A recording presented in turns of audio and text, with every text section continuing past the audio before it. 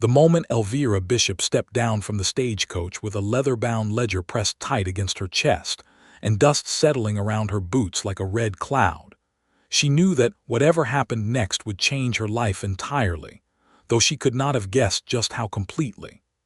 The town of Caldwell, Kansas sat at the edge of the Kishom Trail in the summer of 1879, and it was not the kind of place that welcomed widows kindly.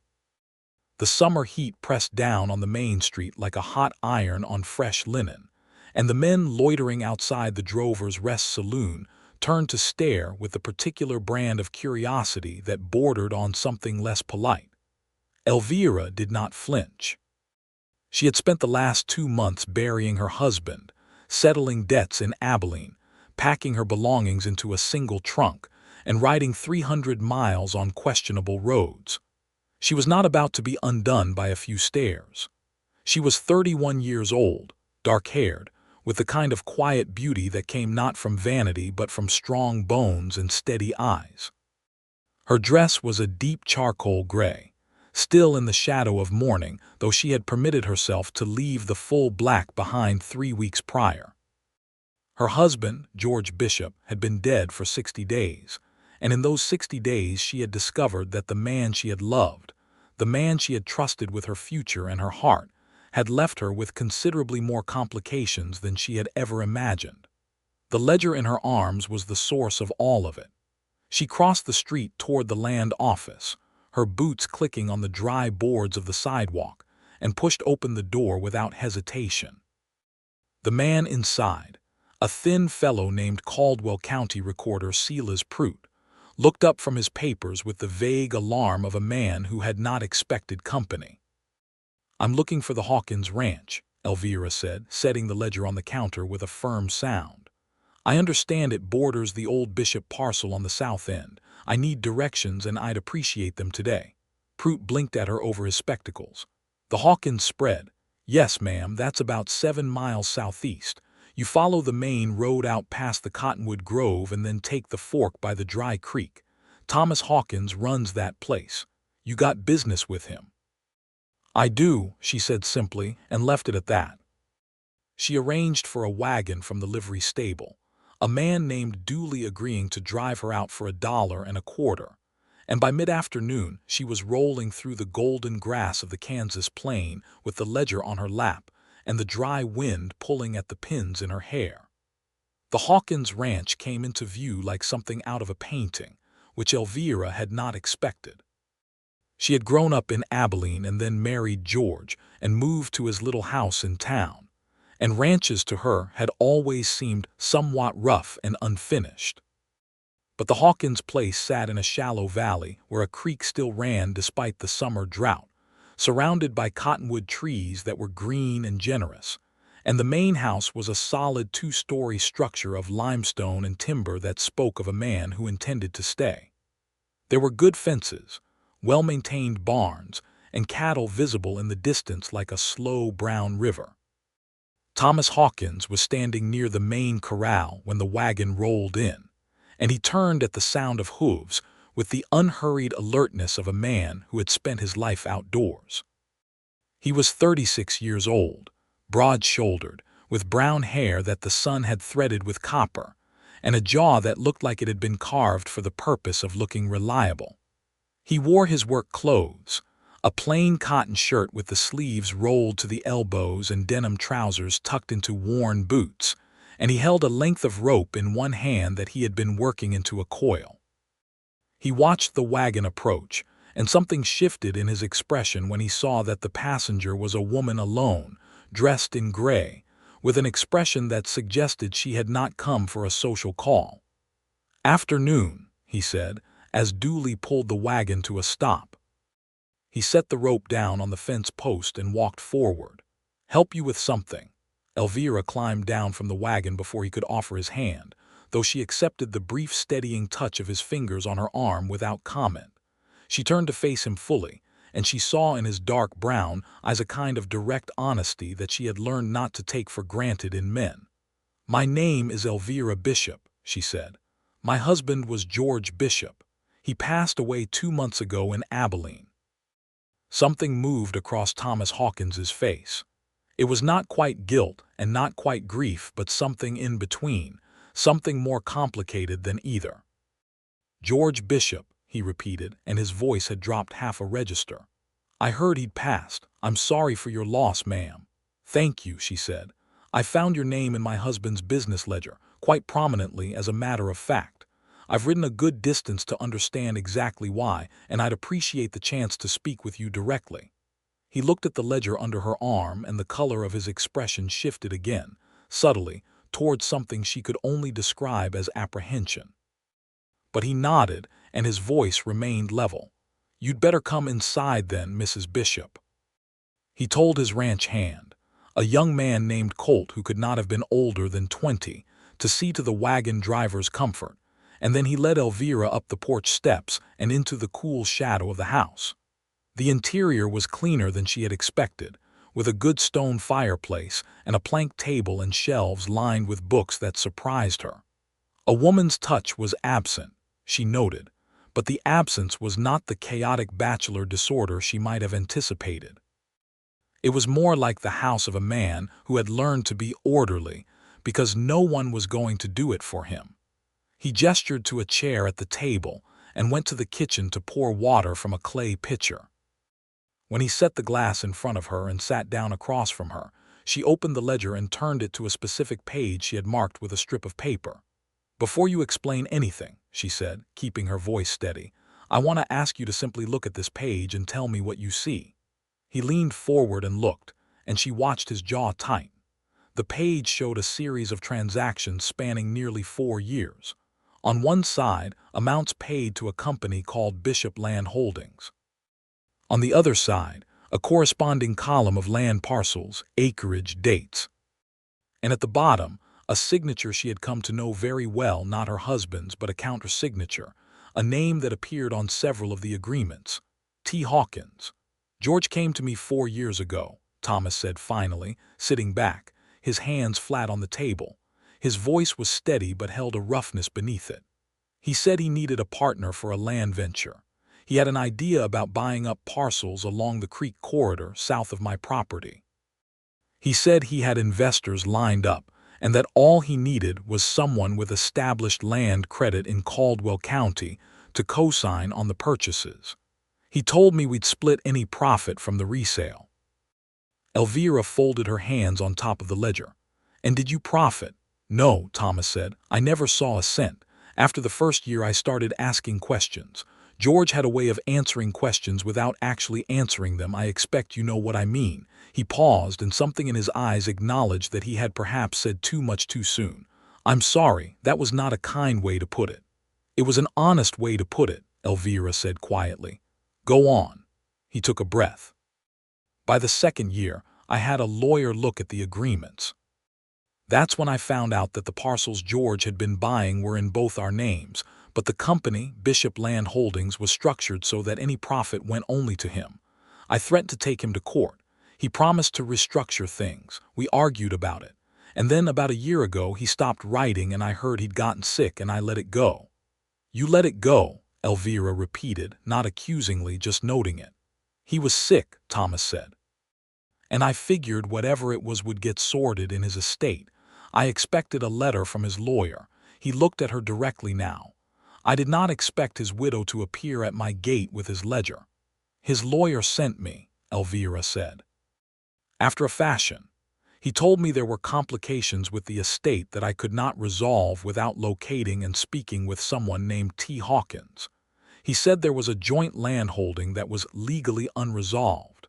He said until that was resolved, I could not sell or transfer anything from the estate, and the estate, Mr. Hawkins, is the only thing standing between me and a boarding house in Abilene for the rest of my life."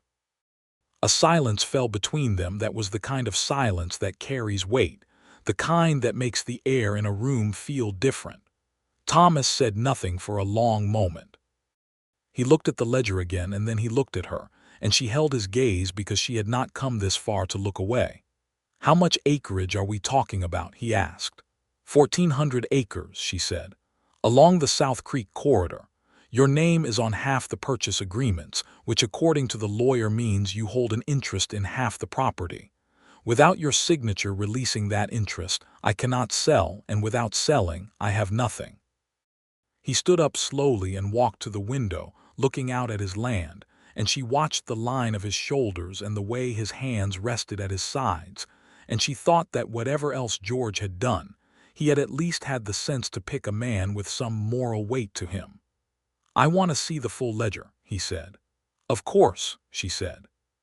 He came back to the table and sat beside her this time, rather than across from her. And for the next hour they went through the ledger page by page. And Elvira found that it was a strange and strangely intimate thing to sit beside a man and let him read the private accounting of your husband's transactions. She had read the ledger herself in the weeks after George's death, and had felt by turns grief and bewilderment and a slow-building anger that she had not known what to do with. George had been a man of considerable charm and considerable complexity, and she had loved him, but the ledger had shown her a side of him that his charm had always kept carefully hidden. There were payments she did not understand. There were parcels bought under her name without her knowledge. There was money that had flowed in, and then flowed out in directions that the lawyer had told her were technically legal, but only barely so. George had not been a dishonest man exactly, but he had been a man who had pushed at the edges of things, and eventually the edges had pushed back. Thomas Hawkins read all of it without comment except for the occasional low sound that was neither surprise nor judgment, just a kind of careful notation. When he reached the final page, he sat back and looked at the ceiling for a moment. "There's something in here that I don't think your lawyer told you," he said. Elvira looked at him carefully. "What do you mean?" He turned back to a page near the middle of the ledger and pointed to a column of figures. "This account here, Bishop Land Holdings, received payments from 3 different buyers over the last 2 years. See these reference numbers. These are parcel sale completions. George did sell part of the land, but the sales were made through a third party, a broker named Aldous Crane out of Wichita. The money from those sales never went into the main estate account." Elvira leaned closer and she caught the brief warm scent of him, clean work and sun and something faintly like cedar, and she drew back slightly without thinking. "Where did it go?" "That's what I'd like to know," Thomas said. He tapped the page. "These figures add up to nearly $8,000, Mrs. Bishop. $8,000 that was not in your husband's estate when he died." She felt the words land in her chest with a particular kind of weight. $8,000 in 1879 was not a small sum. It was the difference between poverty and comfort, and if it existed, if it was somewhere waiting to be found, then the situation she had believed herself to be in was considerably different from the one she was actually in. "How do you know this?" she asked. "You've spent an hour with the ledger." "I kept my own records," he said. "When George stopped corresponding and I thought about taking legal action, I had my lawyer map out all the transactions I was connected to. I know this territory. These parcel numbers," he tapped the page again. "2 of these are parcels I saw sell at county auction last spring. I was there. I watched Aldous Crane buy them on behalf of a buyer from Missouri. I thought it was strange at the time because I knew those parcels were supposed to be tied up in the joint holding." Elvira sat very still. The kitchen had grown dimmer as the afternoon aged, and somewhere outside she could hear the sound of cattle and the distant voice of the young ranch hand. She thought about the last 2 months, the careful quiet grief and the gathering worry and the slow steady discovery that the life she had thought she was living had been built on ground she had not fully understood. "Why are you telling me this?" she said. "You have every reason to simply refuse to sign anything, take your interest in the land and let me figure out my own affairs." He looked at her steadily. "Because that's not the right thing to do," he said, "and I try to do the right thing. Even when it costs me." She held his gaze for a moment, and something passed between them that was not yet anything she would name, but that she filed away in some quiet part of herself. "All right," she said. "Then what do you suggest?" "I suggest," he said, "that before we sign anything, we go to Wichita and find Aldous Crane. If there is $8,000 of your husband's money floating around in an account somewhere, you have a right to it, and I'd like to know what exactly I've had my name attached to for the last 4 years." She had not planned to stay. She had planned to arrive, have a legal conversation, obtain whatever signature was required, and return to Abilene to figure out what remained of her life. But she sat in Thomas Hawkins's kitchen with the late afternoon light falling golden through the window and his offer sitting on the table between them, and she thought that perhaps what she had planned and what she actually needed were two different things entirely. "I'll need somewhere to stay," she said. "The ride back to Caldwell is too long for this evening." "I have a spare room," he said, "proper and appropriate. My housekeeper, Mrs. Ortega, stays in the house. You'd be comfortable." Mrs. Ortega turned out to be a compact, dark-eyed woman of perhaps 55 who appeared from the kitchen with the quiet efficiency of someone who had been listening to the entire conversation and had already begun planning supper. She shook Elvira's hand with both of hers and said, in accented but precise English, "You will eat first and worry second. This is always the better order." Elvira, who had not eaten since a biscuit at the stage stop that morning, agreed that this was probably wise. Supper was beans and salt pork and fresh cornbread, and coffee so strong it was nearly a solid, and Elvira ate with an appetite she had not felt in weeks. Thomas ate across from her and they talked, carefully at first and then with increasing ease, about the land, about Caldwell County, about the Kishom Trail and the cattle drives, and the way the territory was changing as more settlers arrived, and the old wildness began to give way to something more organized and more constrained. "You've been out here long?" she asked. "Since '68, he said. "I came up from Texas after the war. Bought the first 200 acres with money I'd saved doing cattle drives, and I've added to it since. Built the house in '72. He poured more coffee into her cup without asking, which she found she did not mind. "You've always been in Abilene?" "Born there," she said. "George came through on a cattle drive in '69 and stayed. We married in '70. She looked at her coffee cup. "We had 9 good years. Whatever else I can say about him, and I'm aware that the ledger says quite a lot, the years were mostly good." "I'm glad of that," he said, and he said it without any of the careful politeness that people usually deployed when they didn't know what else to say about the dead. He said it like he meant it, simply and directly. She looked at him across the table in the lamplight, and thought that she had met very few men in her life who had that particular quality, the quality of meaning what they said without performance. They turned in early, because the day had been long and the road to Wichita was not short, and Thomas said they could leave in the morning if she was willing. She was.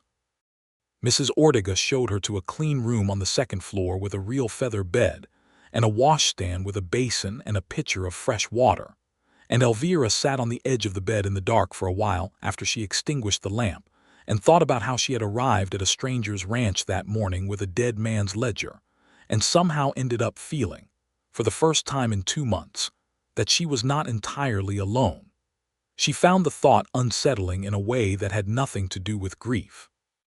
They set out for Wichita the next morning in Thomas's wagon, a good solid vehicle with a proper bench seat and a canvas canopy to cut the worst of the sun. He drove with the easy competence of a man who had made the journey many times, and Elvira sat beside him with the ledger in her lap and the flat Kansas landscape rolling out around them like a green and golden sea. Colt, the young ranch hand, had been left in charge of the place, with instructions that Thomas delivered in a tone that was brisk but not unkind.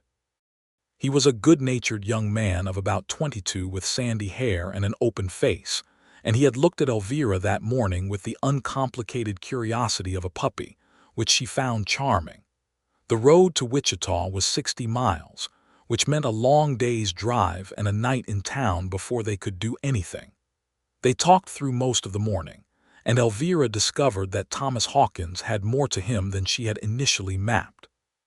He had grown up in a small town in central Texas, the second son of a farmer.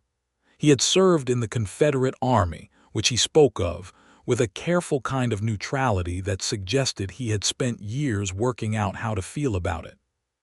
He had driven cattle north twice before buying his own land, and he had read widely, which accounted for the books she had noticed. "I always figured," he said at one point, when they were talking about the books, "that a man who doesn't read is a man who only has his own experience to draw from, and one man's experience, no matter how rich, isn't quite enough to understand the world." "My husband felt the same way," Elvira said, and then stopped, because she had not intended to keep drawing George into every conversation, and she could see from the slight adjustment in Thomas's expression that he had noticed. "You can talk about him," Thomas said. "He's relevant to why we're here. And by the sound of it, he was a significant part of your life." "He was," she said. "I just don't want to make you uncomfortable."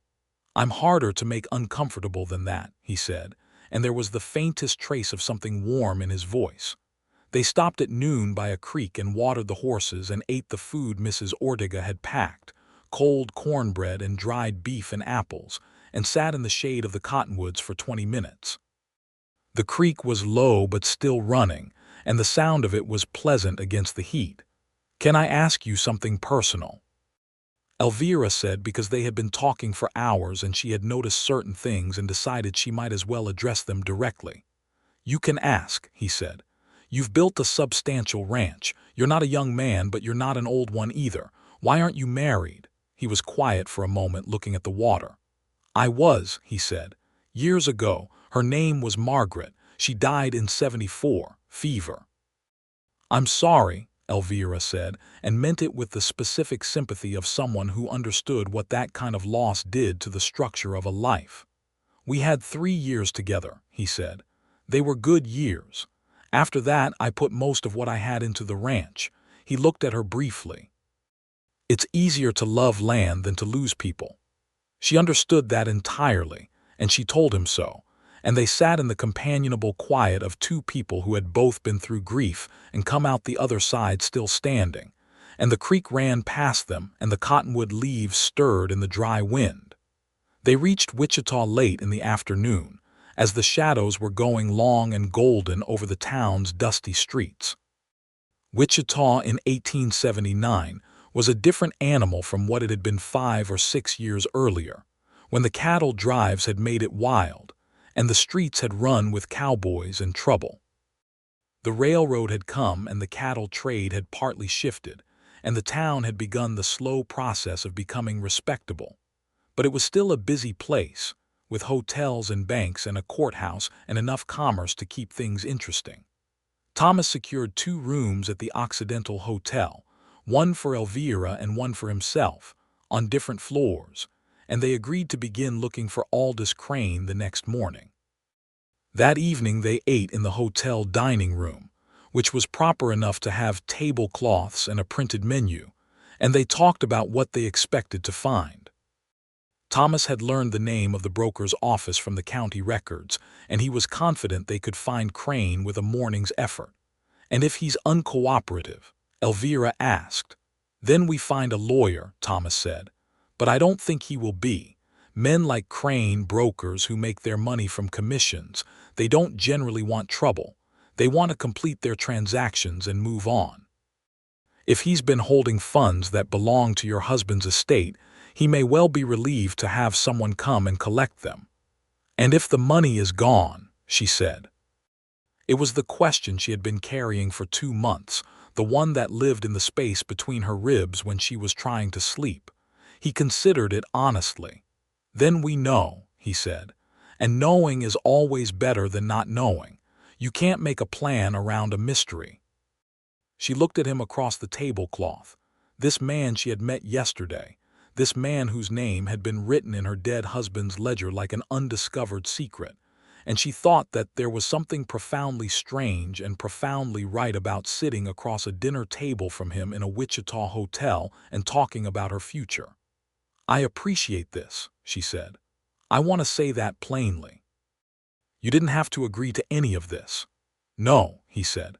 "I didn't." He held her gaze steadily. "But I'm glad I did." They found Aldous Crane the next morning at the offices of Crane and Associates on Douglas Avenue, a narrow-fronted building with a painted sign and a young clerk at the front desk who was suspicious, until Thomas said the words Bishop Land Holdings, and the clerk became immediately and revealingly nervous. Crane himself was a man of perhaps 55, well-dressed in the manner of someone who considered their appearance a professional necessity, with silver hair and a careful manner that Elvira immediately recognized as the manner of someone managing information rather than sharing it. He had the kind of eyes that moved slightly too quickly. He invited them into his office, and they sat across his desk, and Thomas placed the ledger open to the relevant pages without preamble. "We've traced the parcels," Thomas said, in a calm and even voice that Elvira found considerably more impressive than anger would have been. "We know the sale dates, the amounts, and your involvement as the broker. We're here to discuss where the proceeds went." Crane looked at the ledger and then at Thomas and then at Elvira, and she watched him assess the situation with the rapid calculation of a man deciding how much truth was necessary. "I dealt with Mr. Bishop directly," Crane said carefully. "Mr. Bishop is deceased," Elvira said. "I am his wife and the executor of his estate. Any funds held in connection with these sales are owed to the estate." A pause that was slightly too long. "There is an account," Crane said finally. "Mr. Bishop instructed me to hold the funds pending his decision on how to reinvest them. He was ill in the final months, and the account has remained inactive." "How much?" Thomas asked. Crane opened a drawer and produced a ledger of his own, and he set a figure before them that Elvira had to work to keep her expression steady upon receiving. It was $7,420, less than the $8,000 Thomas had estimated, but not by much, and it was, in any practical sense, an enormous amount of money. "You'll need to transfer these funds to the estate account," Elvira said.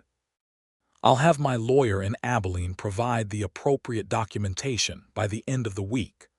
Crane agreed with a relief that confirmed he had been nervous about the situation for some time. They walked out of Crane and Associates into the bright Wichita morning, and Elvira stood on the sidewalk for a moment and pressed her hand to her sternum and breathed. $7,000, she said. $7,420, Thomas said.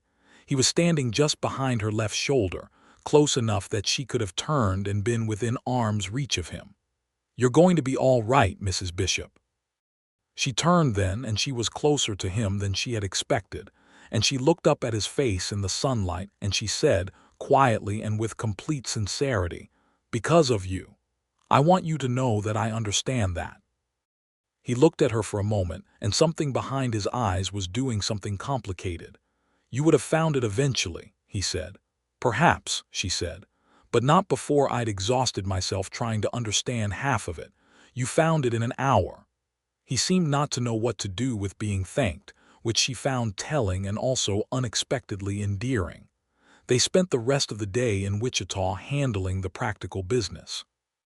Elvira sent a telegraph to her lawyer in Abilene with the information about the account and what she needed him to do. Thomas sent a telegraph to his own lawyer about the formal release of his interest in the joint land holding, which they had agreed he would sign over to her in exchange for a nominal payment that acknowledged the legal technicality without making it a financial burden on her. It was straightforward on paper, but Elvira noticed that when they sat at the telegraph office and worked through the language, Thomas was extremely careful about the wording, not in a way that protected his own interests, but in a way that maximized hers. He suggested language she would not have known to ask for. He knew the county law in a way that suggested he had been thinking about this longer than he admitted. "You've been thinking about this for a while," she said, after the third correction. "Since you showed up at my gate," he said, without looking up from the paper. "I thought about it all night." She filed that away as well.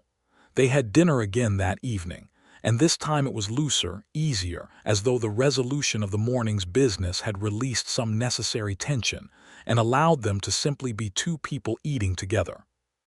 He told her about the cattle drives of his younger years, Stories that were funny and occasionally harrowing and always vivid. She told him about growing up in Abilene, about her father who had been a blacksmith and her mother who had run a boarding house with the efficiency of a military general. "She sounds like someone I'd like," Thomas said. "She's been gone 8 years, Elvira said. "But yes, I think you would have." "And your father, gone longer, the war." She said it without drama because it was simply the truth that a great many people carried in those years. He nodded. He understood without needing an explanation. They walked back to the hotel along Douglas Avenue in the warm evening, and the sounds of the town were around them. Piano music from somewhere, the distant call of horses, the general hum of a place that was still partly frontier and partly trying not to be. The sky was enormous and full of stars in a way that the Kansas sky always was on clear nights, and Elvira looked up at it and felt, suddenly and without warning, that the world was large and not necessarily hostile. "I think I've been frightened for 2 months," she said, not to him exactly, just to the air. "And I think it's only right now occurring to me that I might not need to be." He walked beside her and looked at the sky too. "Fear has a way of becoming habit," he said. "You stop noticing when the reason for it changes." "Yes," she said, "exactly that." They stood at the entrance to the hotel, and there was a moment that was quiet and somewhat charged, and then he said good night in a voice that was careful and appropriate, and she said good night back, and she went up to her room and lay in the dark and thought that she was in a great deal of trouble, not the financial kind. The ride back to Caldwell the next day was different from the ride out. The business was done, the crisis had been navigated, and what remained was the simple fact of 2 people in a wagon with 60 miles of Kansas between them and everything that had been said and everything that had not been. About 20 miles out of Wichita, Elvira said, without having planned to, "I don't know what I'm going to do now." "What do you mean?" he said. "I mean, I have the funds from the estate. I have, apparently, a substantial amount of money coming once the legal matters are settled. I have the land which I can sell, but sell it to whom and then what? Return to Abilene. I have no family there any more. George's family was from Ohio and we were never close." She looked at the road ahead. "I've been so focused on solving the immediate problem that I've been avoiding the larger one, which is that I'm 31 years old and I have no idea what the next chapter of my life looks like." He was quiet for a while, and she respected him for not filling the silence with easy answers. "You could stay in Caldwell County," he said finally. "The land you have on the creek corridor is valuable. You might not need to sell all of it. You could develop part of it, lease the rest. It's good country.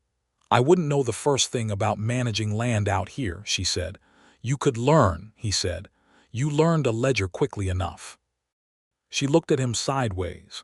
"Is that a compliment?" "It's an observation," he said, but there was a trace of something in his expression that she was beginning to recognize as his version of humor, which was dry and understated and had to be watched for. "You're saying I should stay," she said. "I'm saying you have options you might not be fully seeing," he said. He kept his eyes on the road.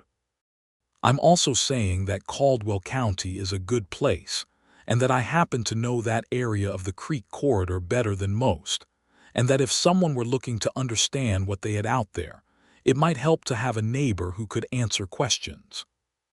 She understood perfectly well what he was saying and what he was not saying, and her heart did something that she was not entirely prepared for. "A neighbor," she repeated. "Or more than that," he said, and then he said nothing more, and the wagon rolled forward through the golden grass, and the silence between them was the most eloquent thing that had passed between them yet. They reached the Hawkins ranch by evening, and Mrs. Ortega had supper ready as though she had known exactly when they would return, which was probably not far from the truth. Colt came out to take the horses with the cheerful energy of a young man who had been left alone for 2 days and was glad to have company back. Over supper, Mrs. Ortega asked how things had gone in Wichita, and Elvira told her, and the older woman listened with a satisfaction that seemed only partly about the money. Her eyes moved between Elvira and Thomas with a knowing warmth that was not intrusive but was certainly present. After supper, Thomas walked Elvira out onto the porch while the evening cooled, and they stood at the railing looking out at the dark shapes of the land and the scatter of stars above it. "I'd like you to see the creek corridor before you make any decisions," he said. "It's 2 miles south of here. I can ride with you tomorrow if you're willing." "I'm willing," she said. "And your room is available as long as you need it," he said. "Mrs. Ortega made that very clear to me while you were washing up for supper." Elvira smiled, and it was the first full, genuine smile she had produced in 2 months, and she was aware of it even as it happened, the way it used muscles that had been still for too long. "Mrs. Ortega is a perceptive woman." "She is," he agreed. "She's also right most of the time, which I've found easier to acknowledge than to argue with." They rode out the next morning, just the two of them, to the South Creek corridor, and Thomas showed her the land with the patient attention of a man who loved what he was showing. The creek was low but green, lined with willows and cottonwoods, and the grass in the corridor was richer than the surrounding plain, and Elvira could see, even with her limited understanding of land management, why it was valuable. "You could run cattle on this," Thomas said, "or you could sell it to someone who would.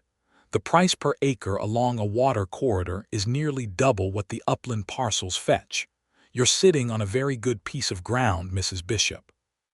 She was sitting on her horse, a calm gray mare that Thomas had chosen for her from his own string, and she was looking at the willows and the glittering water and the way the morning light came through the leaves, and she said, "Would you want it?" He looked at her sharply. "I'm not trying to buy it from you." "I know," she said. "I'm not offering to sell it. I'm asking whether you'd want it, whether it would matter to you." A pause. "Yes," he said. "I've had my eye on that corridor since I bought my first parcel. It would connect my north and south pastures and give me reliable water access. It would change what I could do with this operation considerably." "Then I'm not selling it," she said. He stared at her. "I'm thinking about something else entirely," she said, and she met his eyes with the directness she had been building up to for 3 days now. "You said you had options you might not be fully seeing. I've been thinking about that since you said it. I've been thinking about it quite a lot, and I think the option I might not have been seeing is the most obvious one." "Mrs. Bishop," he said, and his voice was careful. "Elvira," she said, "please." He said her name, and she heard in the way he said it that it cost him something, or that it meant something, or both. "Elvira, I don't want you to make any decisions based on fear," she said. "I'm not. I told you I'm done being frightened. I'm making this decision based on the fact that in 3 days I have found in you more honesty, more genuine care, and more straightforward goodness than I encountered in a great deal of longer acquaintances." She kept her voice even, but she let the truth of it show through. "I'm not asking you to love me today. I'm asking whether you're open to the possibility that we might, over time, become something to each other. And whether, in the meantime, I might perhaps stay in your spare room a while longer and learn what I can about managing this land." He looked at her for a long time. The creek ran beside them and the horses shifted their weight and a hawk crossed overhead in a long, lazy arc. "I've been thinking about you since you appeared at my gate," he said finally.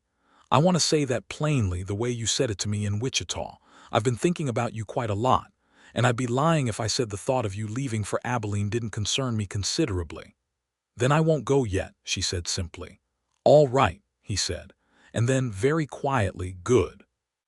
The weeks that followed were among the strangest and most quietly wonderful of Elvira's life, and she knew she was living them in a particular way, with a heightened awareness, as though some part of her understood she would want to remember. She stayed in the spare room on the second floor of the Hawkins house, proper and appropriate as Thomas had promised, with Mrs. Ortega's cheerful and efficient presence making everything above reproach.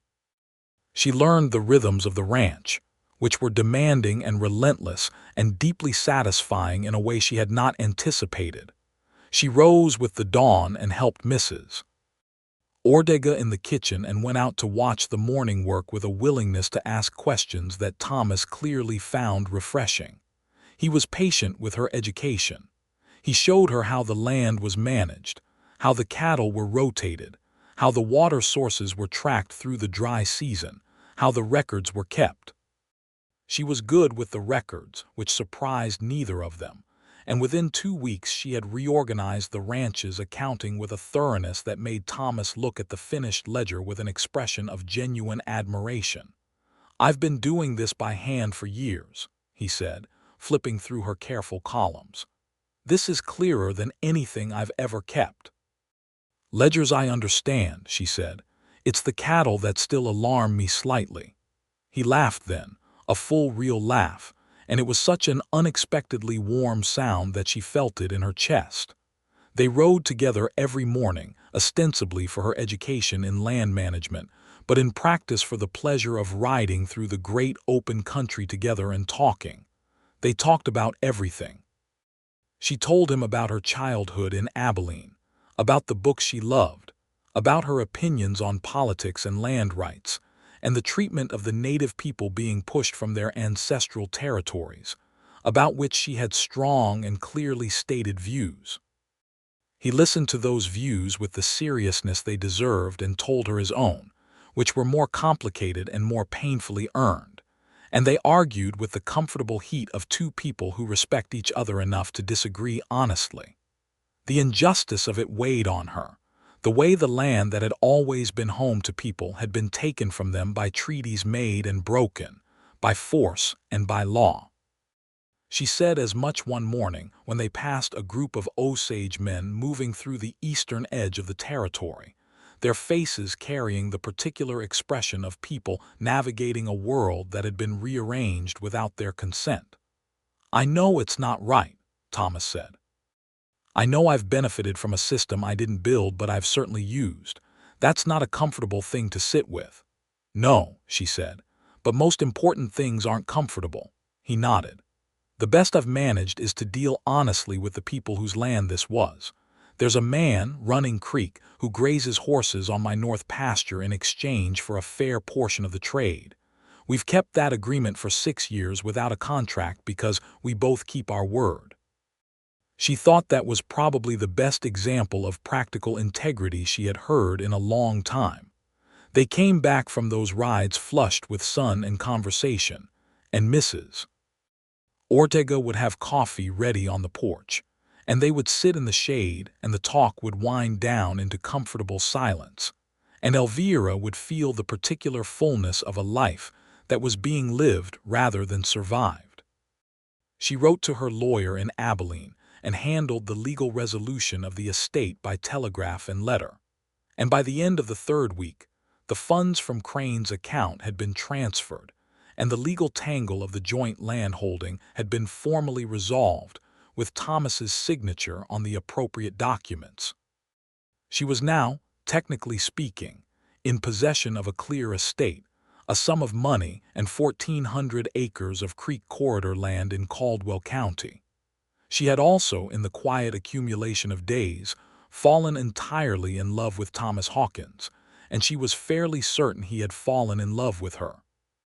The certainty came from the small things, the way he watched her when he thought she wasn't looking, the way he positioned himself between her and any potential difficulty with a protectiveness that was neither overbearing nor passive, the way his voice changed slightly when he said her name, the way he had begun leaving small things for her to find, a cup of coffee outside her door in the morning, a book he thought she'd like placed on the table without comment.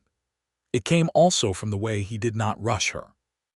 He had said he was open to the possibility that they might become something to each other, and he had honored that with the patience of a man who understood that rushing something fragile was the surest way to ruin it. It was on a Sunday evening in late August, 4 weeks after her arrival, that things shifted. They had sat on the porch after supper watching the sky turn all its colors over the western horizon, the purples and oranges and deep burning reds that the Kansas sky produced as though it was putting on a show, and Mrs. Ortega had gone inside, and Colt was long since in the bunkhouse, and they were alone in the particular quiet of the end of a long good day. Elvira was watching the stars appear one by one in the darkening east when Thomas said, "I need to ask you something." "Ask," she said. "Are you happy?" She turned to look at him, and he was looking at her with an expression that was unguarded in a way she had not seen before, the careful steadiness he usually wore set aside and something more vulnerable showing beneath it. Yes, she said, and meant it in a way she had not expected to mean it again so soon. I am. Genuinely, and perhaps for the first time in a while. I'm glad, he said, because I want you to stay, not in the spare room. He stopped, and she could see him choosing his words with the care of someone who did not often say the important thing out loud and was very aware of the stakes. I know it's been a short time. I know you came here with a ledger and a problem and ended up staying on, and I don't want you to feel obligated in any direction by any of that. But I want you to know that I would very much like, if you were willing, to give you more permanent reasons to stay. She turned fully toward him on the bench and looked at his face in the last light of the sunset and the first light of the stars, and she said, Thomas, I came here a month ago with a ledger and nothing else. And somewhere in the last 4 weeks I seem to have acquired a great deal more than I planned for. Such as, he said, and his voice was quiet and careful, a land holding I actually understand, a clear estate, $7,000, one excellent gray mare on indefinite loan, she paused, and a man I find I cannot quite imagine not being near. He was very still, and then he reached out and took her hand, which was resting on the arm of the bench between them, and he held it with the simple warmth of someone who had been wanting to do exactly that for quite some time. Then stay, he said. I will, she said. He raised her hand and pressed his lips to the back of it, briefly, and with a tenderness that was more eloquent than anything he might have said, and she felt it spread through her like warm light. They sat that way for a long time, hand in hand on the porch of the Hawkins ranch, while the night came fully on and the stars made their enormous canopy over the Kansas plain, and Elvira thought that grief was a strange country, but that on the other side of it, if you were very fortunate, you sometimes found things you had not known to look for. The formal proposal came on a Tuesday morning, 3 weeks after that evening, which felt exactly right to both of them, neither rushed nor prolonged beyond what was necessary. Thomas had ridden out early to move cattle to a new pasture, and Elvira had gone to the creek corridor with a notebook to record some observations she'd been developing about the land management, and they met at the cottonwood grove that stood where the corridor bent east, by unspoken habit, at noon. He came riding up on his bay horse in the bright noon light, and he dismounted and stood before her, and she could see that he had something to say before he opened his mouth. I had a speech, he said. Did you? She said, setting down her notebook. I've been composing it for 3 days, he said. It was quite thorough. It covered my intentions, my circumstances, my feelings, and a reasonable vision of the future. And, she said, and I've forgotten most of it, he said, which is probably just as well because the honest version is shorter. He took a breath and looked at her steadily. Elvira, I love you. I think I loved you before I had any reasonable right to say so. I want to marry you and have you with me for the rest of my life, and I want to work this land beside you and build something together that belongs to both of us. Will you have me? She had known it was coming, and she was still not entirely prepared for the simplicity of it, for the way love, stated plainly and without embellishment, was the most devastating thing in the world. Yes, she said, which was also the honest short version. He kissed her then, there by the cottonwood trees at the bend in the creek, with the noon sun overhead and the horses standing patient nearby. And it was the kind of kiss that was not tentative or exploratory but certain, the kiss of two people who have arrived at a conclusion and are confirming it thoroughly. She kissed him back with equal certainty, her hands on the front of his shirt, and the warm Kansas air moved around them, and the creek talked quietly over its stones, and Elvira Bishop thought that she had arrived at this place with a ledger full of complications, and found something that had nothing to do with the ledger and everything to do with the particular kind of luck that sometimes comes disguised as disaster. They were married in October of 1879 at the small Methodist church in Caldwell, in a ceremony that was modest and correct and attended by the people who mattered, which was not a very long list but was a solid one. Mrs. Ortega wept with uninhibited joy and made a cake that was the finest thing Elvira had ever tasted. Colt wore his best shirt and looked at them with the sentimental approval of a young man who had been watching a love story develop for months and was very glad to see it resolved. A handful of neighboring ranchers came, and the county recorder Silas Prout, who had directed her to the ranch in the first place, attended with a quiet satisfaction that suggested he felt personally responsible for the happiness before him, which in a sense he was. Thomas had given Elvira a ring made by a silversmith in Wichita, set with a stone of pale blue turquoise that was, he said, the color of the Kansas sky in April, and she wore it from that morning forward as though it were something she had always worn. After the ceremony, they rode back to the ranch in the open wagon with the October sky above them, and the cottonwoods turning gold and red along the creek. And Elvira Hawkins, as she was now properly called, leaned against her husband's shoulder and felt the deep specific contentment of a woman who has arrived exactly where she is supposed to be. The first winter of their marriage was the kind of winter that the Kansas plain produced with enthusiasm. Blizzards that swept down from the north and piled snow against the limestone walls of the house and kept them indoors for days at a stretch. And Elvira found that being snowed in with Thomas Hawkins was not a hardship in any respect. They read together in the evenings by the fire, sharing books and arguing pleasantly about them. She had brought her own small collection from Abilene, and they mixed them with his on the shelves, and the resulting library was considerably more interesting than either collection had been individually. She worked on the ranch accounts with the methodical pleasure she had always taken in numbers, and she redesigned the record-keeping system comprehensively enough that Thomas told her, with genuine admiration, that she had saved him more time and confusion than he could calculate. She learned to cook alongside Mrs. Ortega with a determination that overcame her initial ineptitude, and by February she could produce a respectable biscuit and a very good pot of beans, which she considered sufficient progress for the season. Thomas ate everything she made with the dedicated appreciation of a man who knew what was good for him. They talked about the Creek Corridor land, and they decided together that they would not sell it but would integrate it into the ranch operation, using it for a new cattle herd that Elvira would manage, with Thomas's guidance and with the practical education she had been accumulating since autumn. It was her land, acquired by the complicated grace of George Bishop's complicated ledger, and it seemed right that she should be the one to determine what it became. By spring, the creek corridor was running full, and the new cattle were grazing along its banks, and the Hawkins ranch had expanded significantly in both acreage and operation, and anyone looking at the books, which Elvira kept with precision, could see that the ranch was in the best financial condition of its history. She wrote to a school friend in Abilene that spring and described her life in terms she had not expected to be able to use, terms like abundance and partnership and joy, which had seemed, 6 months ago, like words belonging to someone else's story.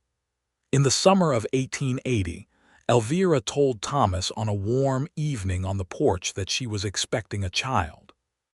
He went very still, and she watched his face go through a series of things she could not fully name but could feel the weight of, and then he stood up from his chair and took her face in his hands and kissed her forehead and then her cheek and then, briefly and exactly, her mouth, and when he pulled back his eyes were bright in a way she had not seen before. "A child," he said, as though confirming something of tremendous significance. "Coming in winter, if I've counted right," she said. "We'll need to arrange things," he said. "The upstairs room will need to convert the—" He stopped. He was already planning, which she found entirely characteristic and endearing. "Are you well? How are you feeling? I should have asked that first." "I'm well," she said, laughing a little, "and the planning is appropriate. We do need to arrange things." He sat back down and took her hand, and they sat together in the warm summer evening and talked about it, and it was one of the finest conversations Elvira could remember, the kind that ranged from the practical to the profound and back again, covering names and room arrangements and their hopes for this person they had not yet met. Thomas James Hawkins, Jr. arrived on a cold February night in 1881, yelling at the world with immediate and authoritative volume, which both parents took as a good sign. He was a large, healthy baby with Thomas's dark hair and Elvira's steady eyes, and Thomas held him with the careful reverence of a man who understood that he was holding something of enormous importance and was determined not to drop it. Mrs. Ortega was present for the birth, having established months in advance that she intended to be and that no argument would be entertained on the subject, and she held the baby second, right after Thomas, and looked at him with the expression of someone who had been waiting for this particular arrival for quite some time. Colt, informed of the birth the next morning, produced a hand-carved wooden horse with the pride of a craftsman who had been working on it for months in secret preparation, and Elvira was so unexpectedly moved by this that she had to compose herself before she could thank him properly. The baby, who was quickly called Tom in ordinary conversation to distinguish him from his father, was a lively and opinionated child who attached himself to the ranch with an enthusiasm that delighted his parents. By the time he was old enough to walk, he was following his father to the barn with total determination, and Thomas carried him on his shoulders during morning chores with a contentment that was visible from a considerable distance. Elvira resumed her management of the creek corridor operation within weeks of Tom's birth, because she found that the work suited her and that Tom, strapped securely against her in the carrier Mrs. Ortega had made, was a perfectly agreeable companion for the morning rounds. The other ranch hands took this arrangement as completely normal, because by that point, Elvira Hawkins was a recognized and respected part of the operation, and her organizational contributions were the subject of genuine admiration among men who had initially been uncertain what to make of a woman managing the accounts. In 1882, they hired 2 more hands for the expanded operation, brothers named Felipe and Marco from a ranch family in South Texas, who were quiet, skilled, and hardworking, and who became part of the fabric of the place with the ease of people who had found a fair employer. Thomas paid fairly and kept his word, and the ranch was the kind of place people came to and stayed at, which Elvira considered an accurate reflection of his character. She had occasion, that year, to sit across the kitchen table from Thomas late one evening after Tom was asleep, and to open a new ledger that she had purchased in Wichita, this one clean and empty and bearing no one's name but the ranch's. She entered the first line of figures for the year and then looked up at him over the ledger, this man who had been a stranger's signature in a dead man's book and had become the whole geography of her life. "This is a different ledger than the one I arrived with," she said. He looked up from the horse catalog he had been reading. "Quite different," he agreed. "The first one was full of complications," she said. "This one I intend to keep rather simpler." "Simpler is better," he said. "Generally." "Agreed," she said, and went back to her figures, and he went back to his catalog, and the lamplight was warm between them and the Kansas night was quiet outside.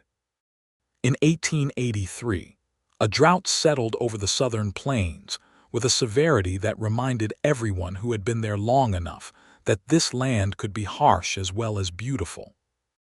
The creek in the corridor dropped to a slow trickle by August, and the cattle were stressed, and there were men in Caldwell County who lost portions of their herds to the heat and the shortage. Thomas and Elvira had prepared for it, because Elvira had been studying the weather patterns since her first winter on the ranch and had noticed the cycles, and she had pushed, the previous year, for them to dig a second well and expand the water storage. Thomas had agreed with only minimal persuasion, and by the time the drought arrived, they were in better condition than most of their neighbors. They shared what they had. Thomas organized a cooperative water rotation with 3 neighboring ranches that kept all of them viable through the worst months. Elvira managed the accounting of it with her usual precision, ensuring the arrangements were equitable and clearly recorded. By autumn, when the first rains came, All 4 ranches had survived without catastrophic loss, and there was a particular pride in that, the pride of a community that had held itself together by the simple decision to do so. That autumn, Elvira discovered she was expecting again, and she told Thomas with the same directness she had deployed the first time, on the porch in the evening, and he responded with the same fundamental joy beneath the immediate planning, which she found endlessly reassuring.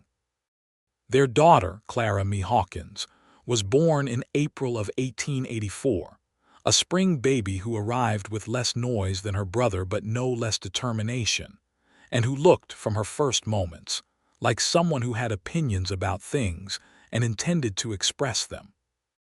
Tom, now 3 years old, examined his sister with the measuring gaze of a person assessing a new situation, and then announced that she was small but would probably be all right, which everyone agreed was reasonable.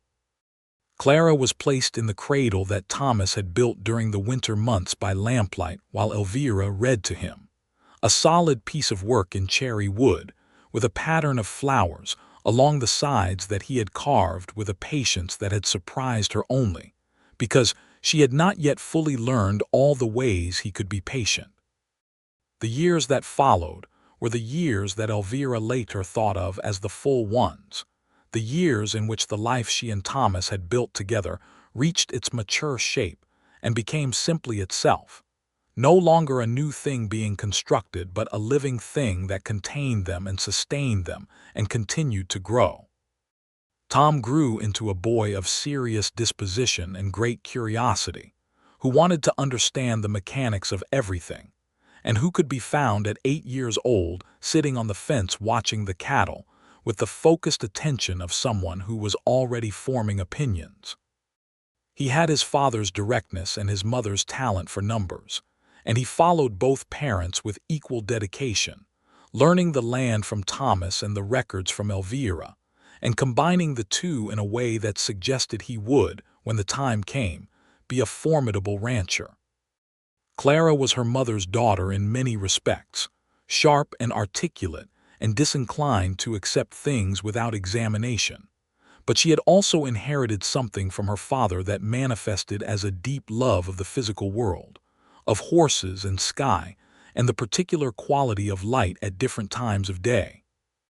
She rode by the time she was 5 and was fearless in the way that children on ranches sometimes are, and Elvira watched her gallop across the creek corridor pasture on the small pinto Thomas had chosen for her, and felt her heart expand with a love that was simultaneously triumphant and terrified. The ranch continued to grow. The creek corridor land that had arrived in Elvira's life via a dead man's ledger became the most productive portion of the operation, and the decision not to sell it but to work it had proven, year by year, to be exactly right. Elvira managed it still, though the management had evolved from hands-on learning to confident direction, and she had an eye for the land now that she had not arrived with but had earned. Thomas watched her sometimes, from across the yard or from the window of the house, and she would look up and catch him watching, and the look on his face was one she had learned to read as a kind of private gratitude for the specific shape their life had taken. She looked at him the same way when he was not looking, and she thought that this was what love looked like when it had been lived in for years, not the first bright urgency of it but something deeper and more habitual, something that had gotten into the foundation of things. Mrs. Ortega retired from active housekeeping in 1887 when her knees made the decision for her, though she remained in the house and served as the family's resident expert on cooking, child management, and the correct order in which to address problems. Elvira hired a young woman named Rosa, Mrs. Ortega's niece, to take over the kitchen duties, and the household continued without significant disruption, which was a testament to the thorough manner in which Mrs. Ortega had established its systems. Colt, who had become a skilled cattleman over the years, eventually left the ranch to start his own spread 2 counties north, and Thomas helped him with the initial purchase with a loan at generous terms and a good reference that opened doors a young man with no family connections needed opened. Elvira wrote out the loan agreement herself, in clean, clear terms, and Colt signed it with a seriousness that acknowledged what was being given and what was being trusted, and he paid it back in full within 3 years. The ledger that had arrived in Elvira's hands in the summer of 1879 sat in a cedar chest in the bedroom of the Hawkins house. She had kept it, not out of sentiment for George exactly, though she had made her peace with George's memory in the way that people do when they have fully inhabited the life that came after, but because it was a document that had led her somewhere extraordinary, and she thought it deserved to be preserved. Thomas knew it was there and never suggested otherwise. He had looked at it once more, early in their marriage, and had said simply that he was glad she had had the courage to arrive at a stranger's ranch and demand an honest accounting, because without that particular courage, he might have spent the rest of his life running a ranch without the person who made it make sense. She had loved him for that.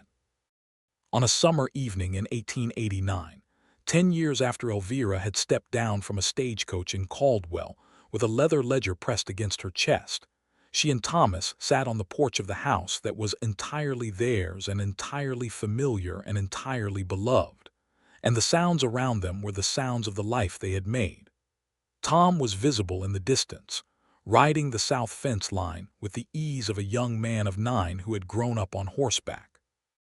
Clara was on the porch steps below them, reading a book with her bare feet dangling and her dark hair loose, and arguing intermittently with the pages in a way that suggested the author was not meeting her standards. Thomas had his arm around Elvira's shoulders, which was a habit of many years, and she leaned into him as she always did, and the evening was going golden over the land, and the creek corridor shone in the last light like a thread of hammered silver. "Do you remember," she said, "the first time you drove me out to the creek corridor? You kept calling it the creek corridor as though it were a technical term." "It is a technical term," he said, with the dry gravity that still made her smile after a decade of it. "You were trying to sound official," she said. "You were very careful about everything, very proper." "I was trying," he said, "not to say anything irreversible before I'd established that it was welcome. How long did it take you to decide you wanted to say the irreversible things?" "About 4 hours after you showed up at my gate," he said. "It took somewhat longer to establish that it was welcome." She laughed, and he pressed his lips briefly to her temple, and Clara looked up from her book and made a theatrical sound of protest that was entirely unconvincing, because she was grinning, and Tom was too far away to comment. The land stretched out before them in all directions, the land that had been bought with complicated money and complicated intention, and had become simply home. The cattle moved in the far distance. The cottonwoods were summer green along the creek.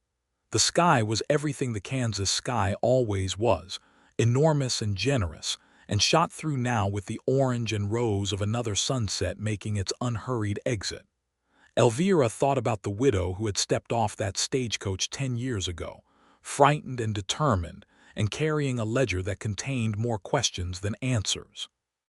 She thought about the long ride to the Hawkins ranch, and the man who had been standing by the corral and the hour they had spent going through pages together and finding, in the numbers and the names and the complications, the beginning of something that had nothing to do with business. She thought about Thomas saying, in his careful, direct way, that doing the right thing was worth the cost of it, and that knowing was always better than not knowing, and she thought that those two things together had become a kind of philosophy she had built her life around since then. She thought about the ledger in the cedar chest and what it had contained and what it had led to, and she thought that George, for all his complexity, had left her something in the end that he might not have intended, but that she could not help being grateful for, because without the ledger she would never have come here, and without coming here she would never have sat on this porch with this man in this evening light. With her children visible and present and her life around her like a good solid house built on honest ground. "Thomas," she said. He said, the way he did when he was comfortable and listening but not looking at her. "I want to tell you something." "Tell me," he said. "I was thinking about the ledger," she said. "The one I arrived with." "I know which one," he said. "I was thinking that when I opened it in Abilene after George died, and I didn't know what half of it meant, and I was frightened about what it implied. I was thinking that if I'd known then what it was going to lead to, I would have been far more frightened." He made a low sound that was somewhere between agreement and question. "Because what it led to was this," she said. "And this is everything. And things that are everything are terrifying before you have them." He turned to look at her then, and in the evening light his face had the warmth and particular steadiness that she had loved from very early on, and he said, "Are you still frightened?" "Not even slightly," she said. He pulled her closer, and she rested against the solid warmth of him, and Clara had given up on the book and was looking at the sky with the expression she used when she was memorizing something. And the light continued to go the way it always went, slowly and beautifully, over the land that belonged to both of them. The Hawkins ranch sat in its valley where the creek still ran and the cottonwoods were green, and the fences were good, and the cattle were sound, and the books were clear and correct, and the house had lights in its windows against the coming dark. And inside that house there were books on the shelves and a cedar chest with a ledger in it, and a lamp burning over a kitchen table where a woman with a family and a future, and a great deal more than she had arrived with had long since made her home. A widow had arrived at a ranch with her late husband's business ledger, and the rancher had said it changes everything. He had not been wrong. He had simply not said what kind of everything he meant, and it had turned out to be the best kind, the enduring kind, the kind that is still going after 10 years and will keep going for all the years that come after, growing into something that outlasts the original crisis and the original grief, and becomes its own separate and permanent thing, rooted in honest ground beside a Kansas creek, under a sky that has always been big enough for everything beneath it. Thomas kissed his wife's hair in the last of the evening light, and she closed her eyes, and around them the land went on being itself, rich and dry and endlessly various, holding everything that had been built upon it with the indifferent generosity of land that does not know the stories it contains, but contains them nonetheless, faithfully, for as long as stories need to be held.